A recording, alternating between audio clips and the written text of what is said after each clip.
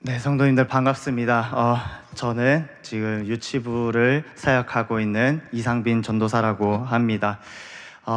제가 이 자리에 선 게 지금 처음이자 또 마지막으로 이렇게 서는 자리인데, 오늘 이 말씀을 증거하면서 제가 준비하면서 참 많은 걱정도 있고 불안도 있고 그렇습니다. 설교하는 그 시간 동안 또 하나님께서 저에게 지혜를 주시고 또 계시의 영을 부어주셔서 하나님을 찬양하는 자로 앞으로 더 사역을 감당할 수 있도록 기도해 주셨으면 좋겠습니다. 오늘 말씀은 출애굽기 3장 1절부터 12절까지 말씀입니다. 인생을 살아가면서 그리스도인들이 가장 물어야 할 중요한 확인이 있습니다. 그것은 바로 하나님의 부르심, 즉 소명이 무엇인지 확인하는 일입니다. 제가 목회자의 길을 가기 위해서 이제 신학교에서 면접을 볼 때 가장 이 소명의 질문을 받았던 것이 기억이 납니다. 당신은 소명을 받았습니까? 물론 요즘은 이런 소명감을 확인하지 않는 신학교도 있다고 합니다. 그러나 이 목회자의 길을 가는 데 있어서 가장 중요한 문제는 어떤 학력보다도 어떤 능력보다도 소명감에 확신이 있어야 합니다. 그러나 이 소명감의 문제는 단지 목회자의 문제만은 아닙니다. 목회자들에게 소명이 중요하듯이 성도 누구에게나 소명이 중요합니다. 그런데 이 종종 한국 교회에서 평신도들의 소명감은 중요하지 않게 다루는 것을 우리는 바라보게 됩니다. 하나님은 우리 한 사람 한 사람을 불러서 하나님 나라를 위해서, 하나님의 영광을 위해서 귀하게 쓰시는 분이십니다. 세상 가운데서 어떤 직업을 갖든지 하나님의 부르심 속에 소명감을 갖고 가야 합니다. 특히 구원받은 하나님의 백성으로서 하나님 나라와 교회를 섬기는 직분과 관련하여 하나님의 소명을 갖는 것이 중요합니다. 종종 교회 속에서 이 직분과 관련하여 두 가지의 폐단이 있습니다. 우선은 직분의 목을 매는 직분 중심적인 신앙생활입니다. 그러나 이것을 자칫 직분을 자기를 나타내는 수단으로 삼을 수 있기 때문에 위험합니다. 그러나 또 하나의 잘못은 직분을 아무것도 아닌 것으로 여기는 이 직분, 무시적인 신앙생활입니다. 이렇게 우리가 살다 보면 결국 하나님의 소명을 제한하고 불순종하는 위험이 있을 수 있습니다. 그래서 교회와 하나님 나라의 구경꾼 관람객에 머물 위험이 있다고 합니다. 하나님은 이 땅에 하나님의 나라를 위해, 하나님의 일을 위해 하나님의 사람을 불러서 다양한 직분과 사명을 맡기십니다. 성경에서 하나님의 사람들을 보면 하나님이 먼저 우리를 부르십니다. 먼저 하나님이 아브라함을 부르셨습니다. 하나님이 이삭과 야곱과 요셉을 부르시고 찾아오셨습니다. 오늘 본문에는 모세를 부르셨습니다. 그 하나님은 지금도 살아계셔서 자기 백성들을 찾으시고 부르시는 분이십니다. 하나님은 한 사람 한 사람에 대한 계획을 갖고 분명히 부르시고 만나 주시는 분이십니다. 그 하나님께서 우리를 지금도 찾아오셔서 부르십니다. 하나님이 저를 부르셨고 또 여러분들도 부르십니다. 여러분은 하나님이 나를 부르셨음을 믿습니까? 하나님이 나를 부르셨음을 믿고 삶을 살아가는 사람과 그렇지 못한 사람과는 하늘과 땅 차이인 만큼 인생을 살아가는 방식과 모든 노력의 수고의 질이 다릅니다. 우리가 생각하기에는 어떻게 많고 이 많은 세상 사람들 중에서 나 같은 한 사람에 대한 계획을 갖고 나를 찾아오셔서 나를 만나 주실까 생각을 할 수가 있습니다. 그렇지만 공중에 나는 참새 2마리가 한 아사리온에 팔리는 것도 아버지께서 허락하지 아니하시면 그 하나도 땅에 떨어지지 아니한다고 했습니다. 과연 하나님은 어떻게 우리를 부르실까? 오늘 이 본문의 모세는 어떻게 소명을 받게 됩니까? 하나님께서 모세를 부르신 과정을 살펴보면 부르시는 하나님의 방식과도 닮아 있습니다. 그 부르심에는 분명한 단계가 있습니다. 그 소명의 첫 번째 단계는 하나님의 준비 단계입니다. 하나님은 우리를 부르시기 전에 먼저 준비하십니다. 하나님은 모세를 부르실 때 준비된 모세를 부르십니다. 지금 광야의 이 모세는 80세로 미디안 광야에서 양을 치는 목자였습니다. 모세는 40년 전까지만 해도 애굽의 궁중의 왕자였습니다. 그때 모세는 대단히 자신만만했었습니다. 스스로 해결사 노릇을 하려고 했습니다. 그런데 출애굽기 2장 말씀을 보면 모세가 한 번은 자기 형제 이스라엘 사람들이 노동하는 현장에 갔는데 애굽 사람이 자기 동족을 치는 것을 보았습니다. 좌우를 살펴볼 겨를도 없이 의협심이 많았던 모세는 그 애굽 사람을 쳐서 죽이고 그 시체를 모래 속에 감추게 됩니다. 다음 날 또 그곳에 나갔는데 이번에 같은 이스라엘 사람들이 싸우는 것이었습니다. 그 모습을 본 모세가 이렇게 말합니다. 네가 어찌하여 동포를 치느냐라고 충고합니다. 그러자 그에게 돌아온 결과는 냉담합니다. 언제 우리가 너를 재판관으로 삼았느냐 하는 것입니다. 40세 때까지 모세는 세상에서 학문도 있고 권세도 있고 세상 지혜도 있었습니다. 그것으로 그는 자신만만했습니다. 그러나 하나님께서 그런 모세를 쓰지 않았습니다. 우리가 기억할 것은 하나님은 자신만만한 사람을 쓰지 않습니다. 여러분, 교회 속에서 하나님의 일꾼을 자신만만한 모습이 좋지 않습니다. 말도 행동도 사역도 자신만만하게 하는 사람은 주님의 능력과 도움으로 일하기보다는 자신감과 자기의 능력으로 일하기 쉽습니다. 우리 주님은 교회 속에서 교만한 사람을 쓰지 않습니다. 우리가 기억할 것은 자신만만하여서 내가 일하려고 할 때 하나님은 모세를 다 막았습니다. 하나님은 그 자신만만한 모세를 미디안 광야로 보냈습니다. 그러나 40년이 지난 후에 미디안 광야에서 무명으로 있었던 이 모세를 하나님은 찾으셨습니다. 우리가 기억할 것은 광야는 이 하나님의 학교입니다. 성지순례를 가보면 이 이스라엘과 아랍의 광야는 정말 적막하고 황량한 빈들입니다. 하나님은 모세를 그 광야로 보냈습니다. 무려 40년이라는 이 긴 시간 동안 그 사막에 있게 하셨습니다. 그 40년 동안 모세가 무엇을 배웠습니까? 자신에 대한 자신만만한들이 죽었습니다. 그리고 모세가 이렇게 고백을 합니다. 이제 나는 아무것도 할 수 없습니다. 자신의 한계, 이 자신의 무능을 체험했던 겁니다. 여러분 한번 상상해 보시기 바랍니다.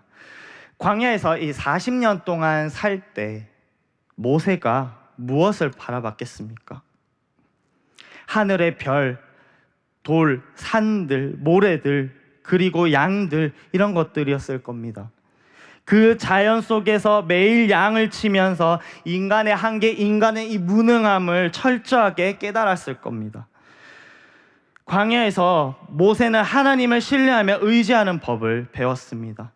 어린 시절 하나님께서 그의 삶을 이끌어 오셨음을 깨닫게 되었고, 하나님은 단순히 지식이 있는 사람보다 하나님께 자신을 맡길 준비가 된 사람을 먼저 부르십니다. 하나님은 똑똑하고 잘난 사람을 먼저 찾지 않습니다. 하나님은 자기를 의지할 준비가 되어 있는 사람을 부르시고 사용하십니다. 그래서 이 소명의 때가 찰 때에 나타나는 징조는 나는 아무것도 할 수 없습니다. 이 항복하는 그때가 바로 소명의 때입니다. 그래서 보통 보면 하나님의 일꾼으로 소명받은 분들을 보면 철저하게 실패를 맛본 사람들, 철저하게 자기의 무능함을 경험한 사람들입니다. 나는 아무것도 할 수 없습니다. 오직 주님만을 의지합니다. 그렇게 주님 앞에 나를 내려놓을 때, 그때 주님이 찾아오시고 그때 주님이 나를 통해서 일하십니다. 고난 속에서 준비된 자를 부르시고 사용하시는 하나님입니다. 오늘 우리의 삶에서 지금 광야에 있는 분들이 있을 수 있습니다. 그 광야에서 모세처럼 무명의 양치기로 이름 없이 힘없이 고난 가운데 살아가시는 분들이 있을 것입니다. 그 광야에서 처절하게 외로움을 경험하시는 분들이 있을 수 있습니다. 나의 무력함을 깊이 있게 느끼시는 분들이 있을 수 있습니다. 미래에 대한 두려움으로 잠을 이루지 못하시는 분들도 있으실 것입니다. 그러나 우리가 알아야 할 것은 무엇이냐 하면 하나님의 백성들에게 고난은 새로운 출발을 위한 준비라는 사실입니다. 이스라엘 백성들에게 광야는 가나안 땅으로 들어가는 입구인 것입니다. 성도의 고난은 영광의 관문으로 들어가는 준비입니다. 그 고난의 시간, 그 고난의 현장을 원망하지 말고 나를 내려놓고 주님을 붙들고 살아가는 삶이 되시기를 주님의 이름으로 소망합니다. 두 번째로는 하나님의 은혜입니다. 하나님은 먼저 은혜를 주십니다. 그리고 나서 하나님은 부르십니다. 여기 모세를 부르시는 이 하나님은 먼저 모세에게 은혜를 주십니다. 모세의 경우에는 이 미디안 광야에서 무명의 40년을 보내고 있었습니다. 그 무명의 시간을 보냈던 이 모세는 이 왕자로서의 모세가 아니라 유명한 사람으로서 모세가 아니고 별 볼일 없는 무명의 모세로 살아갔습니다. 모세를 알았던 사람들도 그를 잊어버렸고 대부분의 사람들 중에는 그를 기억할 수 없게 되었습니다. 왕자였고 나름대로 지식과 신분도 있는데 이렇게 사람들에게 잊혀져 가는 삶을 산다고 할 때 얼마나 상처가 될 수 있겠습니까? 그런데 그 무명의 시절 광야의 모세를 기억하는 분이 있었습니다. 그분이 바로 하나님이셨습니다. 소명자는 먼저 잠잠히 참고 기다리고 준비하는 자가 되어야 합니다. 내가 나를 드러내려고 하면 안 됩니다. 주님이 나를 드러내야 합니다. 주님이 나를 통해서 일을 해야지 내가 주님을 이용해서 일을 하려고 해서는 안 됩니다. 모세도 그렇고 예수님도 바울도 무명의 시간을 충분히 가졌습니다. 그런데 그때가 바로 준비의 시간이고 그때가 바로 하나님의 은혜를 충만히 받는 때인 것입니다. 그런데 이렇게 하나님의 은혜로 부르심을 받을 때 우리가 정말 경계해야 할 것이 있습니다. 오늘 본문의 모세가 그랬습니다. 그것은 바로 자기 비하의 태도입니다. 80세의 모세가 하나님의 부름을 받았지만 그는 자신은 안 된다고 판단을 했습니다. 출애굽기 3장 11절 말씀 한번 보시면 우리 같이 한번 읽도록 하겠습니다. 시작. 모세가 하나님께 아뢰되 내가 누구기에 바로에게 가며 이스라엘 자손을 애굽에서 인도하여 내리까. 아멘. 여기 모세는 내가 누구기에 라는 자기 자신에 대해서 불신했습니다. 이것은 모세가 애굽의 바로 왕과 자기를 비교하면서 오는 두려움이 있었기 때문입니다. 또한 이 말은 뭐냐 하면 나이가 80살이고 무명의 양치기인 자기 자신에 대한 비하인 겁니다. 이것은 겸손이 지나쳐서 자기를 지나치게 학대하는 또 하나의 죄, 불신앙인 겁니다. 그래서 모세는 처음에 하나님이 부르실 때 그 하나님이 은혜를 거역하고 불순종하는 것을 보게 됩니다. 이런 자기 비하의 태도는 하나님의 뜻을 소멸하게 됩니다. 칼빈이 이런 말을 했습니다. 자신을 믿지 않는 것은 성경적으로는 매우 유용한 것이지만 하나님의 인도하심 속에서 신뢰하지 못하는 것은 불신앙보다 더욱 무서운 죄에 가까운 것이다 라고 했습니다. 우리가 하나님의 백성으로서 자기 비하를 하는 사람들을 보면 자기 분석 증후군에 빠져 있습니다. 자신의 말, 자신의 행동, 자신의 모든 형편을 누가 어떻게 생각할까에 대해서 지나치게 죄책감을 갖고 분석하면서 결국 자기가 자기를 가두게 되는 것입니다. 하나님이 기뻐하시는 것은 은혜를 은혜로 받을 줄 아는 것입니다. 모든 것을 은혜로 감사하게 받을 수 있어야 합니다. 그래서 바울은 고린도후서 6장 1절 말씀에 이렇게 이야기합니다. 우리가 하나님과 함께 일하는 자로서 너희를 권하노니 하나님의 은혜를 헛되이 받지 말라. 특별히 우리의 삶에 하나님의 부르심 앞에서 그 은혜를 헛되게 하는 것이 무엇이 있습니까? 은혜로 주시는 것을 받지 않는 것입니다. 은혜란 무엇입니까? 은혜는 마땅히 받을 자격이 없는 사람에게 주시는 하나님의 호의입니다. 내가 조건이 되고 내가 자격이 되고 내가 실력이 되어서 하나님이 은혜를 주신다면 이미 그것은 은혜가 아닌 것입니다. 누구보다도 나를 가장 잘 아시는 분은 바로 하나님이십니다. 나의 허물과 실수와 연약함을 아시는데도 불구하고 나를 찾아와 하나님의 은혜를 주시는 이유가 무엇입니까? 고린도전서 1장 29절 말씀에 이렇게 말씀합니다. 이는 아무 육체라도 하나님 앞에서 자랑하지 못하게 하려 하심이라. 오직 주님만 자랑하고 오직 하나님께만 영광을 돌리시기 위함인 줄 믿습니다. 무엇이 하나님의 은혜를 헛되지 않게 하는 길입니까? 바로 믿음으로 순종하는 것입니다.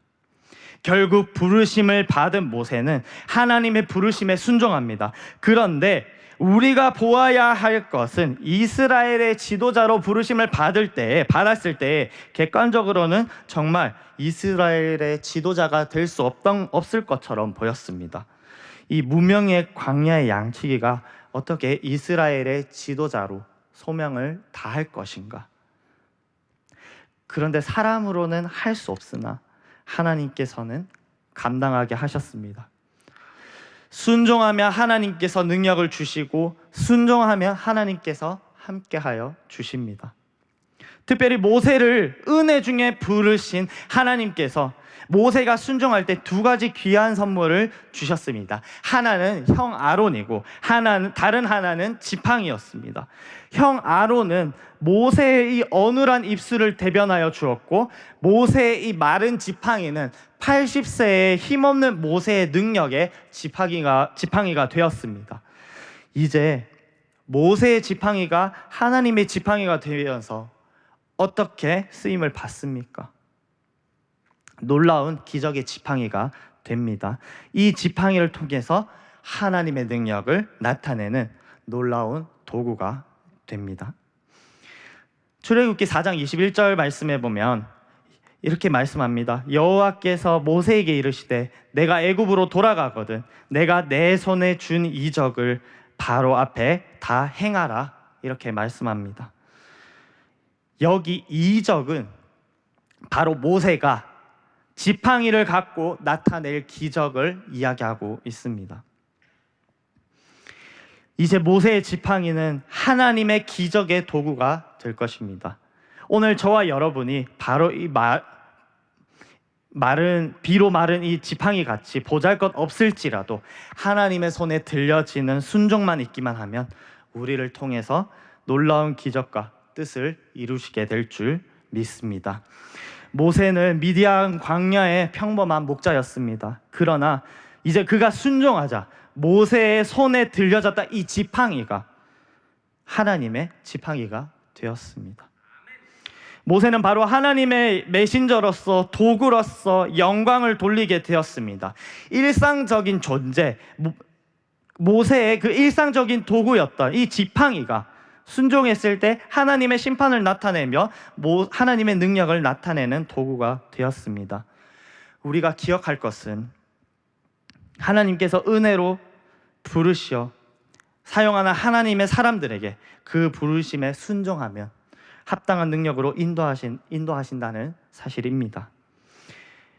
하나님은 너무나도 세심한 준비 가운데 은혜를 주시도록 부르시는 하나님이십니다. 저의 삶을 조금 나누자면, 저는 어렸을 때 제가 한국에서 태어나지 않았고 저는 독일에서 태어났었습니다. 아버지께서 유학 중이셨고 저는 이제 아버지의 유학 생활로 인해서 4살 때 저는 한국에 왔습니다. 근데 한국에 와서 제가 좀 굉장히 큰 시련을 하나 겪었던 게 하나가 있었습니다. 그게 뭐였냐면 언어 장애를 겪었던 일이었습니다.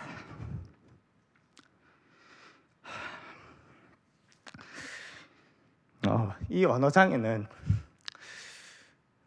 사실 이게 말로 표현할 수가 없을 정도로 좀 많이 힘든 시간이었습니다.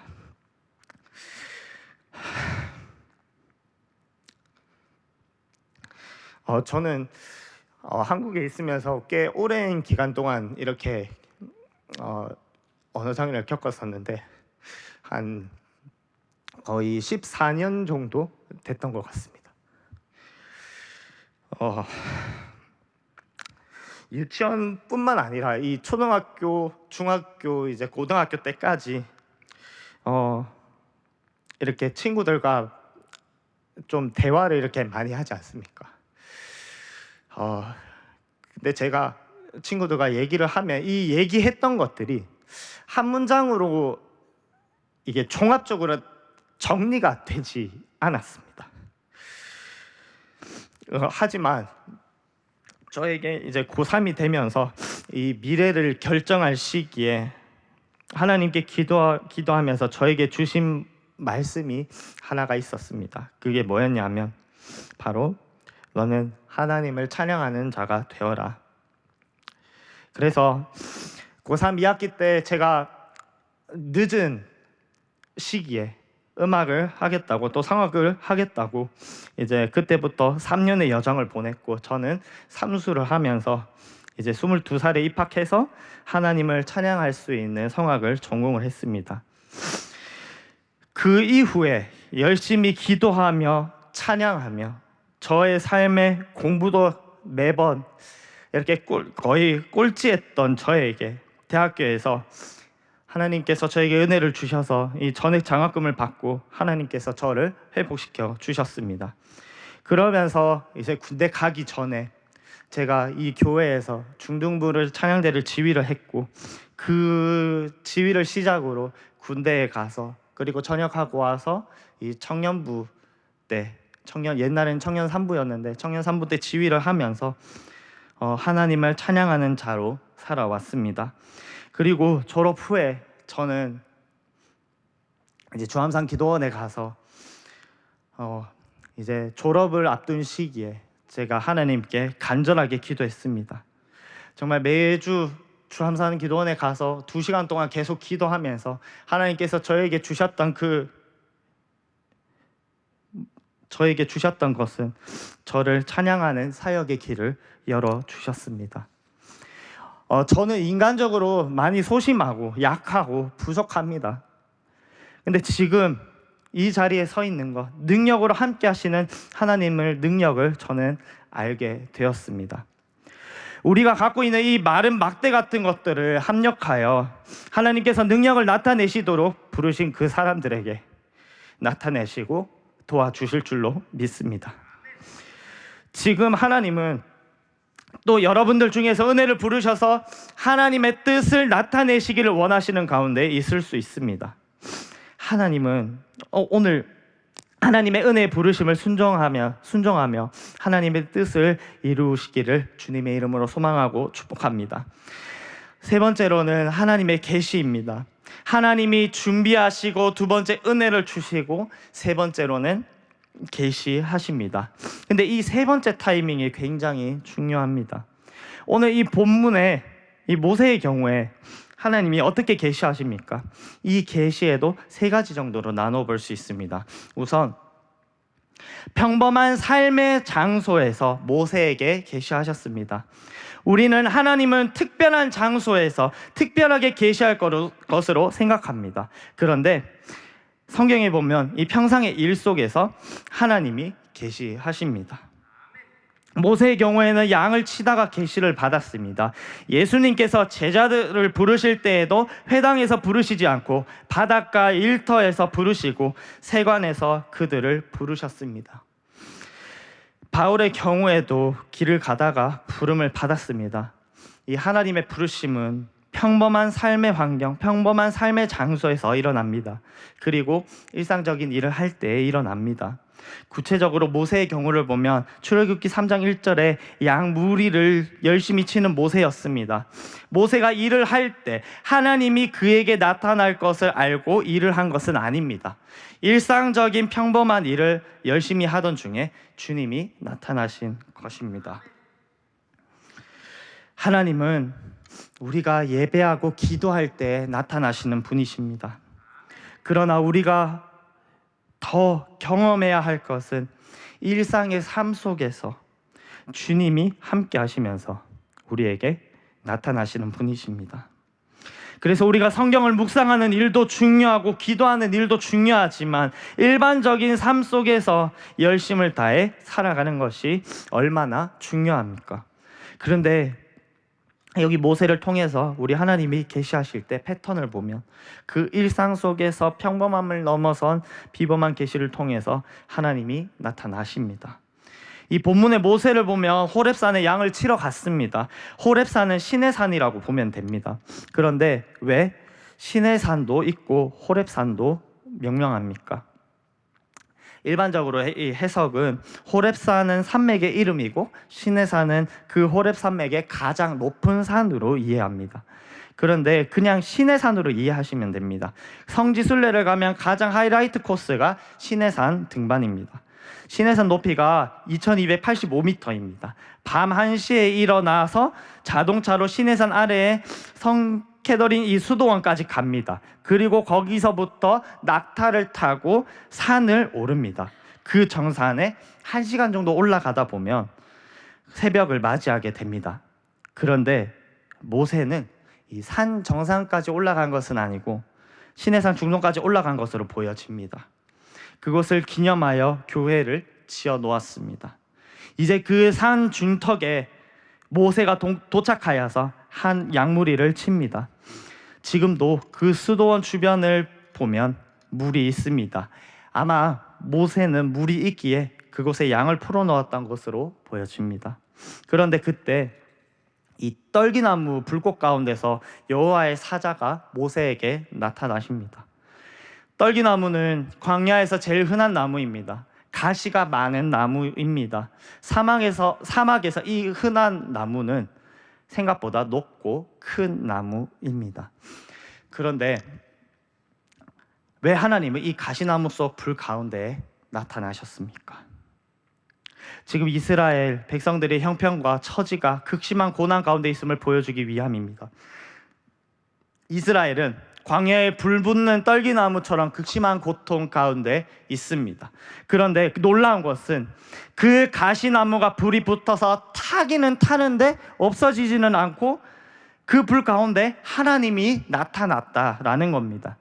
고통 중에 하나님이 이스라엘과 함께함을 보여주는 것입니다. 하나님의 사자가 매일 보고 매일 대하는 이 평범한 가시떨기나무 가운데 임재하셔서 계시하신 것입니다.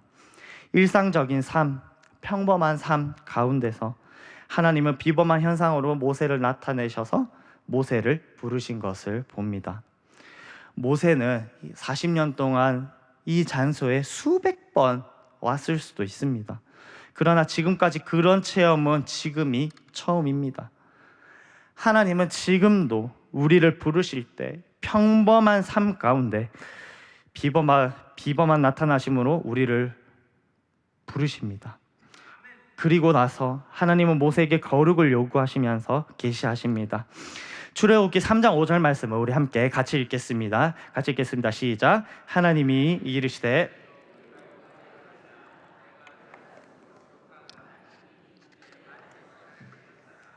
아멘. 평범한 광야입니다. 너무나도 흔한 장소입니다. 그런데 하나님이 그곳을 거룩한 땅이라고 하십니다. 왜 지금 모세가 서 있는 곳, 거룩한 곳이 되는 곳입니까? 하나님이 임재하시고 하나님이 나타나셨기 때문입니다. 그러면서 하나님은 거룩하신 하나님으로서 모세에게 계시하기를 내 발에서 신발을 벗으라고 하십니다. 하나님은 이 거룩하신 하나님 앞에 먼저 소명하시되 거룩함의 결단을 요구하시는 하나님이십니다. 하나님은 모세에게 신발을 벗으라고 하심으로 거룩의 종, 하나님의 종으로 모세를 부르시는 것입니다. 오늘도 하나님은 자기가 쓰시는 소명자들을 향해서 먼저 요구하시는 것은 거룩입니다. 우리가 기억하는 이 로마서를 한번 생각해 보십시오. 1장부터 11장까지는 교리이고 12장부터 우리의 행동의 결단의 내용들입니다. 로마서 12장에서 16장에 보면 이제 우리가 하나님의 자녀로서 어떤 삶을 살아야 할지가 소개되고 있습니다. 그런데 그 기초가 로마서 12장 1절 말씀입니다. 우리 한번 같이 읽겠습니다. 시작. 그러므로 형제들아 내가 하나님의 모든 자비하심으로 너희를 권하노니 너희 몸을 하나님이 기뻐하시는 거룩한 산제로 드리라. 이는 너희가 드릴 영적 예배니라. 아멘. 우리가 부르심 받아 세상에서 소명의 길을 갈 때 하나님은 우리가 거룩한 산 제물이 되기를 원하십니다. 이 거룩이란 단어는 이 자르다, 나누다라는 의미가 있습니다. 이것은 세속적인 것과 구별되는 것입니다. 왜냐하면 하나님은 거룩하시기에 자신이 부르는 자기 백성들이 이 세상에서 자기를 따라 거룩하기를 원하시는 것입니다. 내가 거룩하니 너희도 거룩하라 라고 말씀하십니다. 그래서 하나님은 소명자들의 몸의 거룩을 요구합니다. 하나님의 의의 병기로 이제 사용되어져야 하기에 거룩하신 하나님이 쓰시기에 합당한 거룩한 몸이 되어야 합니다. 그래서 이제는 그 입이 구별되어야 합니다. 함부로 아무 음식을 먹어서는 안 됩니다. 그 입술로 여전히 자기를 기쁘게 하기 위해서 담배를 피우고 술을 먹고 그 입술로 함부로 유행가를 부르고 욕을 하고 할 수 없습니다. 그 거룩한 손으로 사람들과 싸우고 죄 짓는 곳에 그 손이 사용되도록 허용해서는 안 됩니다.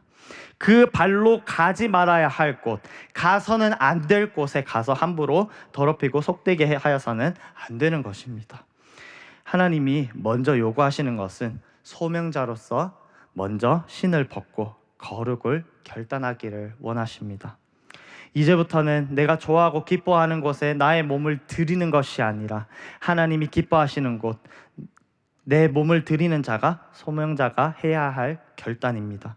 그래서 주님의 소명자라고 한다면 나의 옛 습관을 과감하게 버리고 결단하고 끊어야 합니다. 이 시간도 우리 주님은 내가 비록 이전에 부정했을지라도 주님의 보혈의 공로를 의지하며 회개하면 용서하여 주시는 줄로 믿습니다. 모든 죄를 정결하게 씻어 주시는 줄로 믿습니다. 마지막으로 요한일서 1장 9절 말씀 제가 읽겠습니다. 만일 우리가 우리 죄를 자백하면 그는 미쁘시고 의로우사 우리 죄를 사하시며 우리를 모든 불의에서 깨끗하게 하실 것이요. 소명자는 무엇보다도 정결과 순결을 생명처럼 여겨야 합니다. 혹시 내가 눈을 범죄하였다면 회개하시고 내 손을 더럽힌 일이 있다면 회개하고 거룩해야 합니다. 거룩한 사람을 통해서 하나님이 일하시는 줄로 믿습니다. 우리가 이거 큰 그릇, 작은 그릇을 나누는 이런 것이 문제가 아닙니다. 하나님은 깨끗한 도구를 사용하시고 우리가 하나님 앞에서 정결하게 나를 드러내기를 원하십니다. 말씀의 마무리를 짓겠습니다. 하나님은 오늘 또 우리 한 사람 한 사람을 향해 놀라운 계획과 목적을 가지고 부르십니다. 그분의 부르심은 쉴 수가 없고 그 부르심에는 언제나 하나님의 사랑과 뜻이 담겨 있습니다. 모세가 나는 누구이기에라고 두려워했던 것처럼 우리는 때로는 두려워하고 망설일 때가 있습니다. 하지만 하나님께서는 그때마다 말씀하십니다. 내가 반드시 너와 함께 하리라. 저 역시 한때 제 약함과 이 부족함 때문에 하나님, 저는 안 됩니다 라고 고백했던 시간들이 많이 있었습니다. 어릴 적 이렇게 언어장애로 인해서 사람들 앞에 서는 것이 많이 두려웠고, 말 한마디 하는 것도 정말 용기가 필요했습니다. 그런데 하나님께서는 이런 저를 보시고 그 연약함 속에서 저를 세우셨습니다.